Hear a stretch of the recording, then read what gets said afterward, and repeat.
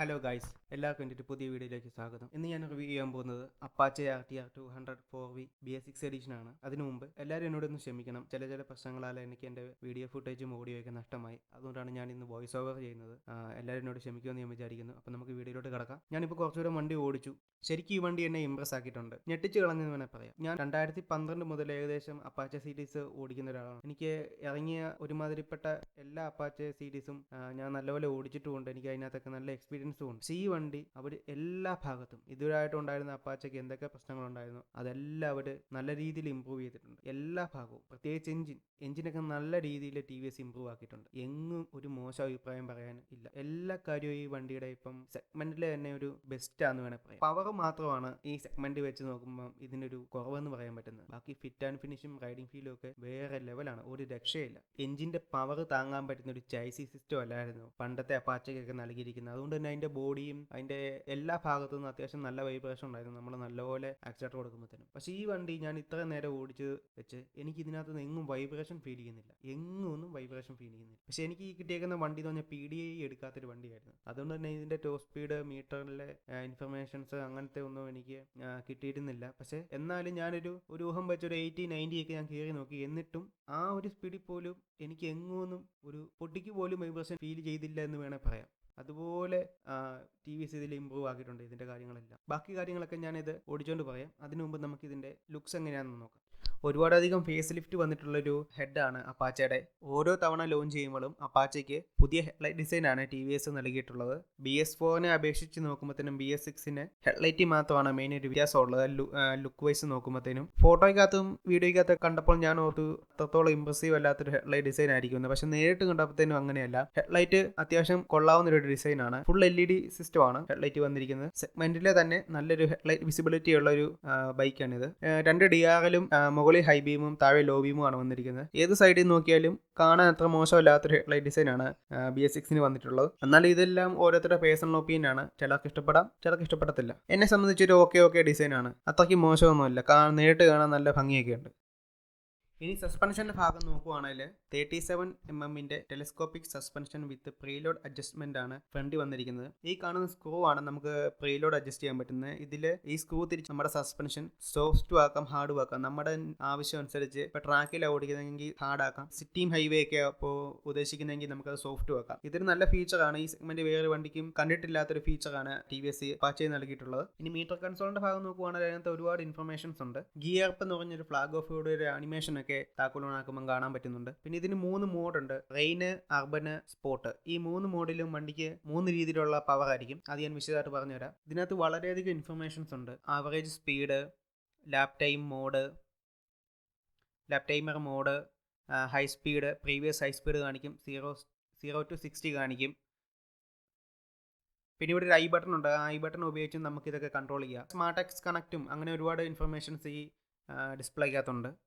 ആവശ്യത്തിൽ കൂടുതൽ ഇൻഫർമേഷൻ ഉണ്ടെന്ന് വേണം പറയാം. പുതിയതായിട്ട് വന്ന 3 ഫീച്ചറാണ് ഇതിൻ്റെ റൈഡിംഗ് മോഡ്. സ്വിച്ചുകളുടെ കാര്യം നോക്കുവാണെങ്കിൽ ബേസിക് ആയിട്ടുള്ള സ്വിച്ചുകളല്ല, എക്സ്ട്രാ 2 സ്വിച്ചും കൂടെ അപ്പാച്ചെ വന്നിട്ടുണ്ട്.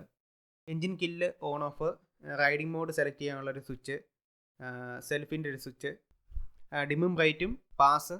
ഇതാണ് ഐ ബട്ടൻ്റെ സ്വിച്ച്. ഇത് വെച്ച് നമുക്ക് കൺട്രോൾ ചെയ്യാം ഫീച്ചേഴ്സൊക്കെ. പിന്നെ ഇൻഡിക്കേറ്റേഴ്സ്, ഹോൺ. ഇനി ഇതിൻ്റെ ടാങ്കിൻ്റെ ഡിസൈൻ നോക്കുവാണെങ്കിൽ മസ്കുലർ ആയിട്ടുള്ള ഒരു ഡിസൈനാണ് TVS ഇതിന് നൽകിയിട്ടുള്ളത്. ഈ black and red paint combo അടിപൊളിയാണ്. ശകലം വലത്തോട്ട് മാറിയിട്ടുള്ള ഫ്യൂൽ ക്യാപ്പും ഈ RTR 200 എന്ന് പറഞ്ഞ ബാഡ്ജും നല്ല രസമുണ്ട് കാണാൻ. ഏത് സൈഡിൽ നോക്കിയാലും അത്യാവശ്യം നല്ല മസ്കുലർ ആയിട്ടുള്ള ഒരു ടാങ്ക് ഡിസൈനാണ് TVS നൽകിയിട്ടുള്ളത്. വളരെ വൃത്തിക്കാണ് ടാങ്കിന്റെ ഡിസൈനും പെയിന്റ് സ്കീമും TVS ചെയ്തിരിക്കുന്നത്. 12 ലിറ്റർ ആണ് ഫ്യൂൽ ടാങ്ക് കപ്പാസിറ്റി. ആദ്യത്തെ അപ്പാച്ചയ്ക്ക് 15+ ലിറ്റർ ടാങ്ക് കപ്പാസിറ്റി ഉണ്ടായതാണ്. ഓരോ മോഡൽ വരുന്നതനുസരിച്ചും ടാങ്ക് കപ്പാസിറ്റി കുറച്ചുകൊണ്ടിരിക്കുകയാണ്. ഇനി സീറ്റിന്റെ ഭാഗം നോക്കുവാണെങ്കിൽ സീറ്റ് വെൽ കുഷനാണ്. അത്യാവശ്യം നല്ല സോഫ്റ്റ് ആയിട്ടുള്ള സീറ്റാണ്. റൈഡറിന്റെയും വില്ലിന്റെയും സീറ്റ് അത്യാവശ്യം നല്ല സോഫ്റ്റ് ആണ്. സിറ്റിക്കും ലോങ് റൈഡിനും വേണ്ടി ഉണ്ടാക്കിയതുപോലത്തെ ഒരു സീറ്റാണ് ഇത്. ശരിക്കും ഉപയോഗിക്കാൻ പറ്റത്തില്ലാത്തതായിട്ടുള്ള ഒരു കണ്ടീഷൻ എന്ന് പറഞ്ഞാൽ ട്രാക്കിൽ ഇത്രയും സോഫ്റ്റ് ആയിട്ടുള്ള സീറ്റിന്റെ ആവശ്യമില്ല. പില്ലിന് വലിയ ബുദ്ധിമുട്ടില്ലാത്ത തരത്തിലാണ് ഇതിന്റെ ഗ്രാബ് റെയിലിന്റെ ഡിസൈൻ കൊടുത്തിരിക്കുന്നത്. യൂസ്ഫുൾ ആയിട്ടുള്ളൊരു ഗ്രാബ് റെയിലാണ് TVS ഇതിന് നൽകിയിട്ടുള്ളത്. സീറ്റ് കൂടാതെ നല്ല വൈഡും ആണ്. 800 mm ആണ് സീറ്റ് ഹൈറ്റ്. എനിക്ക് ഹാഫ് ഫുട്ടേ ഉള്ളായിരുന്നു. എൻ്റെ ഹൈറ്റ് എന്ന് പറയുന്നത് 170 സെന്റിമീറ്റർ ആണ്. ഇനി ബാക്ക് വശത്തോട്ട് വരുമ്പോഴത്തേനും BS4ന്റെ തന്നെ ടെയിലൈറ്റ് ഡിസൈനാണ്. ഫുൾ LED സിസ്റ്റമാണ്. പിന്നെ ഇതിൻ്റെ ഇൻഡിക്കേറ്റേഴ്സ് എല്ലാം രണ്ടും ഹാലജൻ ആണ് കൊടുത്തിരിക്കുന്നത്. നല്ല ഭംഗിയുള്ള ഒരു LED ബ്രേക്ക് ലൈറ്റ് ആണ് ഇതിന് TVS നൽകിയിട്ടുള്ളത്. വളരെ ദൂരെ നിന്നും അപ്പാച്ചയുടെയാണെന്ന് തിരിച്ചറിയാൻ പറ്റുന്ന രീതിയിലുള്ള ഒരു ബ്രൈറ്റ് ആയിട്ടുള്ളൊരു LED ആണ് ഇതിന് TVS നൽകിയിട്ടുള്ളത്. ഒട്ടും മുഷിപ്പിക്കത്തില്ലാത്ത രീതിയിലുള്ള ഒരു സാരി ഗാർഡാണ്. ഈ സാരി ഗാർഡിൻ്റെ പെയിൻറ് സ്കീമൊക്കെ ബോഡിയായിട്ട് ചേർന്ന് നിൽക്കും. വളരെ ഒതുങ്ങി ഒട്ടും വൃത്തികേടല്ലാത്ത രീതിയിലാണ് ഇതിൻ്റെ സാരി ഗാർഡ് കൊടുത്തിട്ടുള്ളത്. സൈഡ് പാനൽസിൻ്റെ ഒക്കെ ഫിറ്റ് ആൻഡ് ഫിനിഷ് എടുത്തു പറയേണ്ടതാണ്. എങ്ങും ഒരു ഓവറായിട്ട് ഗ്യാപ്പ് ഒന്നും ഇല്ലാതെ നല്ല ഫിറ്റ് ആൻഡ് ഫിനിഷ് ആയിട്ടാണ് സൈഡ് പാനൽസ് ഒക്കെ ഇരിക്കുന്നത്. ഇനി ഇതിൻ്റെ എക്സോസ്റ്റിൻ്റെ ഭാഗം നോക്കുവാണെങ്കിൽ അതും BS4 തന്നെ സെയിം ആണ്. എക്സോസ്റ്റിൽ വലിയൊരു മാറ്റമൊന്നും വരുന്നില്ല. എഞ്ചിൻ്റെ ആ ഭാഗത്ത് ഒരു എക്സ്ട്രാ കാറ്റലിറ്റിക് കൺവേർട്ടർ വരുന്നല്ലാതെ എക്സോസിന്റെ ഡിസൈനിലൊന്നും വലിയ മാറ്റം വരുന്നില്ല. രണ്ട് പഴയ പോലെ തന്നെയുണ്ട്. പക്ഷേ ഐഡിയൽ പൊസിഷനിൽ മാത്രമേ ഇച്ചിരി ബാസ് കുറഞ്ഞു പോകുന്നുള്ളൂ. എക്സോസ്റ്റിന്റെ സൗണ്ടിന് വലിയ മാറ്റമൊന്നുമില്ല വണ്ടി റൈഡ് ചെയ്യുമ്പോഴത്തേനും. അതുപോലെ ബൈക്കിൽ വന്നിരിക്കുന്ന KBയുടെ അഡ്ജസ്റ്റബിൾ മോണോഷോക്ക് സസ്പെൻഷൻ ആണ്. ഇനി ബ്രേക്സിന്റെ ഭാഗം നോക്കുവാണെങ്കിൽ ഫ്രണ്ടിൽ 270 mm പെട്രോൾ ഡിസ്ക് ആണ് വന്നിരിക്കുന്നത്.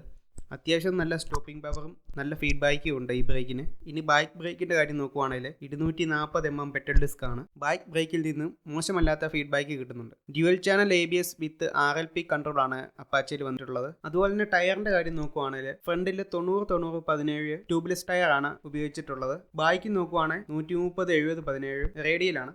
ഈ ടയർ TVSന്റെ തന്നെയാണ്. സാധാരണ ഞാൻ TVSന്റെ ടയറിന്റെ ഒരു ഫാനല്ല, പക്ഷേ ഈ ടയർ മോശമല്ലാത്തൊരു ഗ്രിപ്പും കൺട്രോളും തരുന്നുണ്ട്.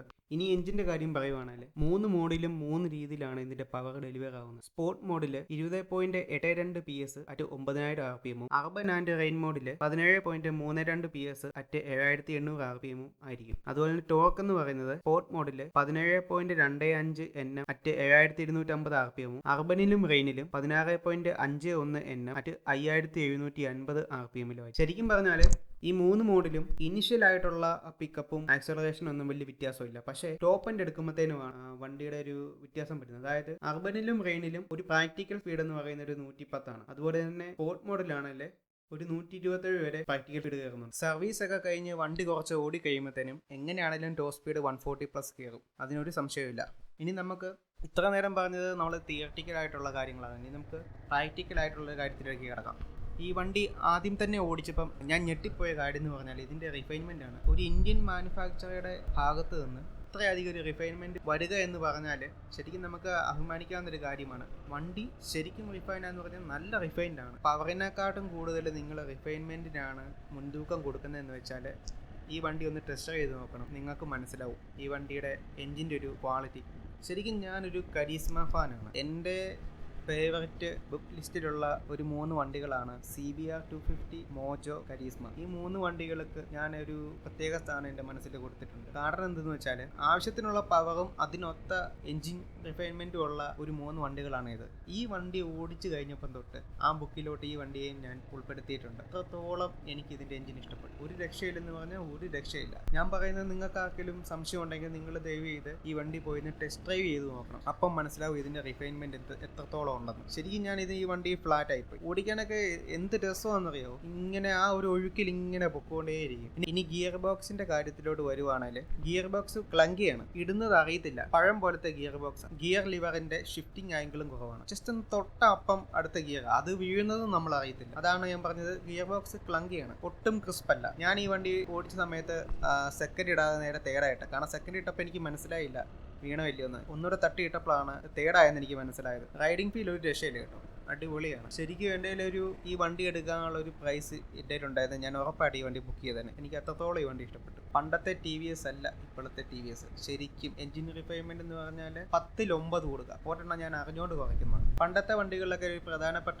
പ്രശ്നമായിരുന്നു സെന്റർ സ്റ്റാൻഡ് ഒരയുന്നത്. ഈ വണ്ടിക്ക് സെന്റർ സ്റ്റാൻഡ് ഉണ്ട്. BS4 മുതലേ സെന്റർ സ്റ്റാൻഡിന്റെ പ്രോബ്ലം TVS പരിഹരിച്ചായിരുന്നു. ശരിക്കും വളരെ ഫ്ലെക്സിബിൾ ആയിട്ടുള്ള ഒരു വണ്ടിയാണ് ഇത്. നിങ്ങൾക്ക് സിറ്റിയിൽ ഉപയോഗിക്കാം, ടൂറിങ്ങിന് ഉപയോഗിക്കാം, ട്രാക്കിലും ഉപയോഗിക്കാം. മൊത്തത്തിൽ നോക്കുവാണെങ്കിൽ നല്ലൊരു പാക്കേജ് ആണ് ഈ ഒരു വിലയ്ക്ക്. കാരണം എന്തെന്ന് വെച്ചാൽ ഇത്രയും റിഫൈൻമെന്റ് ആയിട്ടുള്ള ഒരു എഞ്ചിൻ 200cc, പിന്നെ ഷോവയുടെ adjustable front suspension, 3 riding mode, ഒരുപാട് ഫീച്ചേഴ്സ് ഉള്ള ഒരു മീറ്റർ കൺസോൾ, പിന്നെ നല്ല റൈഡ് ക്വാളിറ്റി, റൈഡ് എബിലിറ്റി, ഫിസിക്കലായിട്ടും പ്രാക്ടിക്കലായിട്ടും ടെക്നോളജി വെച്ച് നോക്കുവാണെങ്കിലും ഇതൊരു കിടിലൻ വണ്ടി തന്നെയാണ്. ഞാൻ പറഞ്ഞില്ല, പവറിനെക്കാട്ടും കൂടുതൽ എഞ്ചിൻ റിഫൈൻമെന്റിനും സ്മൂത്ത്നെസ്സിനും റൈഡ് ക്വാളിറ്റി മുൻതൂക്കം കൊടുക്കുന്ന ആൾക്കാര് തീർച്ചയായിട്ടും പോയി ടെസ്റ്റ് ഡ്രൈവ് ചെയ്യേണ്ട ഒരു വണ്ടിയാണ്. പിന്നെ നിങ്ങൾക്ക് വരുന്നൊരു സംശയമാണ് ഈ 200cc എന്തിനാണ് റൈഡിംഗ് മോഡ് കൊടുക്കുന്നത്. റെയിൻ മോഡിലാണ് ABSന്റെ ഫംഗ്ഷൻ 100% വരുന്നത്. അർബനിൽ അത് വരുമ്പോഴത്തേനും 70 ആവും, 40 വരുമ്പോഴത്തേനും അത് 60% ആവും. പവറിന്റെ കാര്യം വരുവാണെങ്കിലും അതുപോലെ തന്നെ അർബനിലും റെയിനിലും 70% പവറേ കാണത്തുള്ളൂ. പക്ഷെ സ്പോർട്ടിലാണ് 100% പവർ കിട്ടുന്നത്. ഈ വിലയ്ക്ക് ഇനി ഇങ്ങനെ ഒരു വണ്ടി കിട്ടത്തില്ല,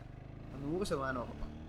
ഇത്രയും ഫീച്ചേഴ്സും ഇത്രയും ക്വാളിറ്റി ഉള്ള ഒരു വണ്ടി ഈ സെഗ്മെന്റ് വേറെ ഇല്ലെന്ന് വേണം പറയാം. 200NS ഒക്കെ ആയിട്ട് നോക്കുവാണെങ്കിൽ 200NS പ്രാക്ടിക്കൽ സ്പീഡ് എന്ന് പറഞ്ഞാൽ 130+ ആണ്. അതായത് പിന്നെ ഒരു ഗിയർ കിടപ്പുണ്ട്. പക്ഷേ ഈ വണ്ടിയിൽ 5th ഗിയർ തന്നെ സർവീസ് കഴിഞ്ഞ് വണ്ടി കുറച്ച് ഓടിയൊക്കെ കഴിയുമ്പോഴത്തേനും ഉറപ്പായിട്ടും 140+ വണ്ടി തീർച്ചയായിട്ടും എത്തും. പിന്നെ പറയാൻ മറന്നുപോയ ഒരു കാര്യമാണ്, വണ്ടിക്ക് റേസ് ട്യൂണഡ് സ്ലിപ്പർ ക്ലച്ച് വരുന്നുണ്ട്. പിന്നെ ഗിയർ പൊസിഷൻ ഇൻഡിക്കേറ്ററും വരുന്നുണ്ട്. സൈഡ് സ്റ്റാൻഡ് സെൻസറോ ഇൻഡിക്കേറ്ററോ വരുന്നില്ല.